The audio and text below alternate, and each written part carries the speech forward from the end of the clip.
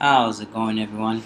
My name is Kareem, and today I'm just gonna talk to you guys a little bit about my assignment, my project that I'm working on this month, what I got going on so far. Um, and then as you can see, let's start off with the HTML page itself, index.html. Yeah, I just basically call it a form submission application, and as you can see right here, it just starts off, it's just quite generic at the moment. It just says register today. It has a few input fields and a few labels. So it asks for first name, last name, username, password. Confirm the password. Then we have a section down here for your avatar upload. That pretty much gives the users the opportunity to give themselves a profile pic. Um, so then we got obviously the submit button, and this completes one form. There are two separate forms on this actual file itself. Um, the second form is basically for the member login, which basically just has a username and a password. Um, but basically what's happening right here with these two separate forms is that with this form on submit, this form is getting passed over with the post method, and then we have the member login form on submit is being called with the get method. Um, talk about that a little bit more in a few. But for right now, let's get into a little bit of the code. Let's see what I got going on so far. Um, so as you can see right here, this is my index.html file. Pretty standard. I basically just have an H1. Just giving you the title, the heading of the page itself. Like I said, this is my first form. Its form method is set to post, and as you can see right here, you have an ENC type multi-part / form data. This section right here is basically used with the file type itself. Is how PHP reads and processes the file type. So without this section up in your form tag, your file submission would cause errors. So as you can see right here, I just have a bunch of labels, inputs. I got a bunch of breaks, kind of along the line, just kind of give a little bit of structure, a little bit of tidiness to it. If we move down to the second form, we see that it's member login. Like I said, the second form is using the method get, and it just has a label for the username, the password, and the submit button. Both of these forms, the action, both of these are going to be pointed towards new user.php. And yeah, let's go over to the new user. Let's see some of this code what we got going on. Alright, so this is what I've developed so far for my new user.php. What I basically did is start off the PHP. I just kind of gave it I kind of gave it a HTML template for kind of viewing purposes. With the PHP file, I started off by I got my first variable right here. It's called current user. This variable right here is what's being used to store the user data down, the actual posted information from the user itself, the data that we collect from the user on their post. This variable is where that data is being stored, and it's using this function in order to make it happen. So if we go down to the user data function itself, which is right here, as you can see right at the top, I got in the comments, it's a function used to grab user information from the form. So it starts off, I start off with the function, start off by creating an empty array, call it new data. We have a variable username, variable user password, and it's basically grabbing the username and the user password from the password and username fields itself.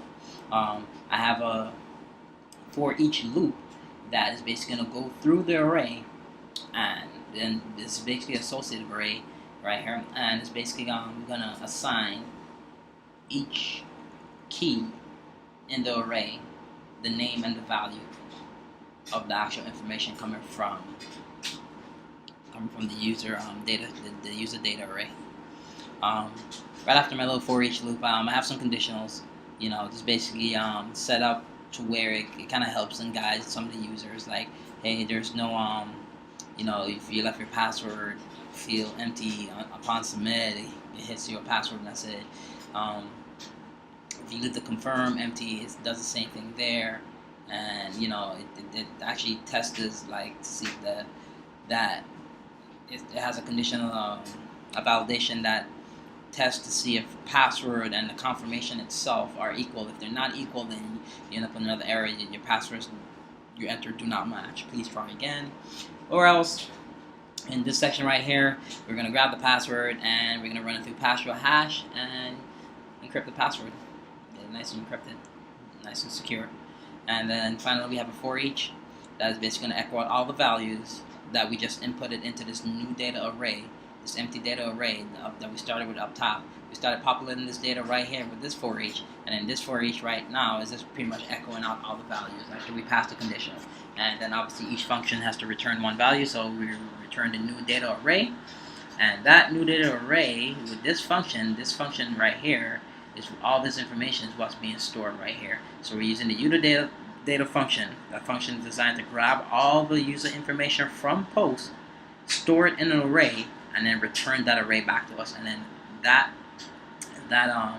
return that we're getting back from the function is then being saved to this current user variable. See, next on the list we have right underneath there we have user login. The user login is basically the form where the user inputs their username, inputs their password, hits submit, and then it gets processed, and they get greeted with the welcome page if everything verifies and everything succeeds. I have the same thing right here kind of going on. I have a validation variable assigned as an empty array. I have another for each loop, which is basically going to go through the user. It's basically going to go through the user array, the get method, and it's basically going to grab all the information and assign it to the validation array. I just basically have this print R validation just to make sure that the validation array itself was being updated with this for each. Then we just have some conditionals, basically just doing the exact same thing again. If you leave any field blank, it's just going to give you an error, notify you, what you need to change, what you need to update, and what you need to do to get you to the next step.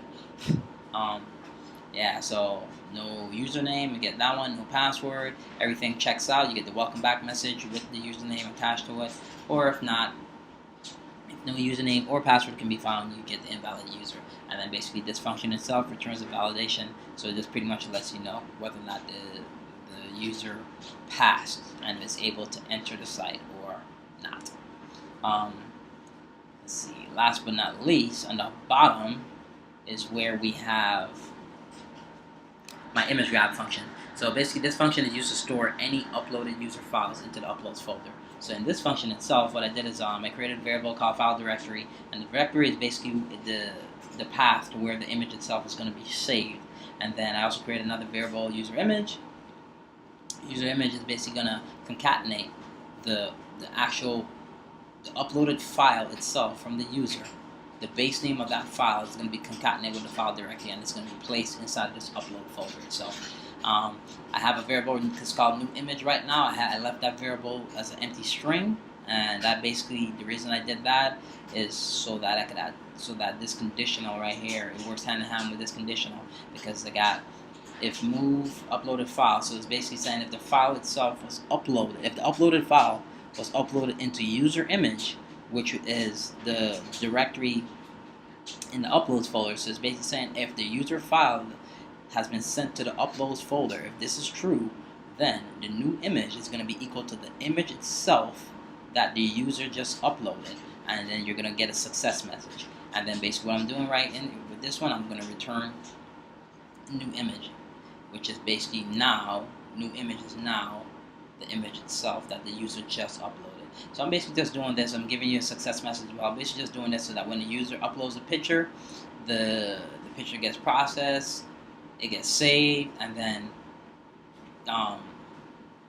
the function lets the user know that, hey, the file was uploaded successfully, and hey, here you go. I'm going to return the image to show you how it's going to look. And basically, last but not least, right at the bottom of my PHP code, I have one last conditional. What it basically says is that if the file's associated array itself is not empty, meaning that if a user actually uploaded a file, then we're going to echo off the image grab function with the name of the user file itself. So we're basically going to display that file to the user itself, because the function itself returns the actual image. So basically we're going to use that function to return that image back to the user. So this is where the image itself is actually being called, and this is where it's actually being displayed. But that's pretty much it for my code. Pretty much straightforward. It's still, in the beginning stages of my project, but that's what I got so far. I guess last but not least is to kind of dive in here and see what we got. Let's check out what we got so far. So we're gonna start off. Yeah, I'm gonna use my name for this one. First name is Kareem, last name Beezer. Okay, Beezer for the username. Password. So enter anything random. Enter something again random. For the avatar upload, I'm gonna choose a file. It gives you a nice drop-down menu. It works hand in hand, automatic. I have a file already saved on the side, just for testing purposes. And as you can see right here, the file is pretty much on standby. It's letting you know the file is loaded and ready to be posted to the PHP page. And we hit submit. Well, obviously yes, the file is quite large at the moment. I have to adjust my upload max file size, but at the same time, it's just letting you know everything was pretty much uploaded. So if you can see right here on the top, we have first name, we have, well, that's back. Yeah, we have first name, we have last name, we have username. This section right here is going to be your new encrypted password.